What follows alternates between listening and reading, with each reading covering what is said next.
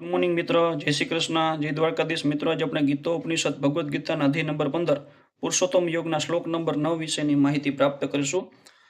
શ્રોત્રમ ચક્ષુ સ્પર્શનમ ચ રસનમ ધ્રાણમ એવ ચ અધિષ્ઠાય મનઃ ચ અયમ વિષયાન ઉપસેવતે. અર્થાત આ પ્રમાણે જીવ બીજું સ્થૂળ શરીર ધારણ કરીને અમુક પ્રકારના કાન, આંખ, જીભ, નાક, સ્પર્શેન્દ્રિય, ત્વચા પ્રાપ્ત કરે છે કે જે મનની આસપાસ જૂથમાં એકત્ર હોય છે.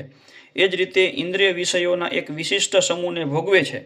બીજા શબ્દોમાં, જો જીવ પોતાની ચેતનાને કૂતરા તથા બિલાડાના ગુણો જેવી કે હીન કક્ષાની બનાવી દે છે તો તેને આગામી જન્મમાં કૂતરા કે બિલાડાનું શરીર મળે છે અને તે ભોગવે છે.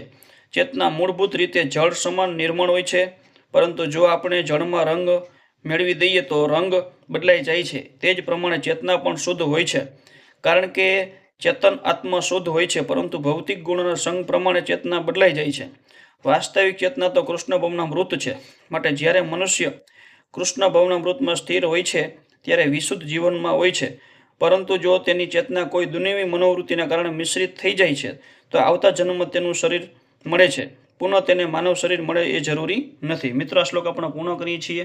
નવો શ્લોકના નવા વિડીયો માટે આ ચેનલ લાઇક અને સબસ્ક્રાઈબ કરજો, જેથી કરીને તમને નવા શ્લોકની નવી માહિતી મળી શકે. જય શ્રી કૃષ્ણ, જય દ્વારકાધીશ.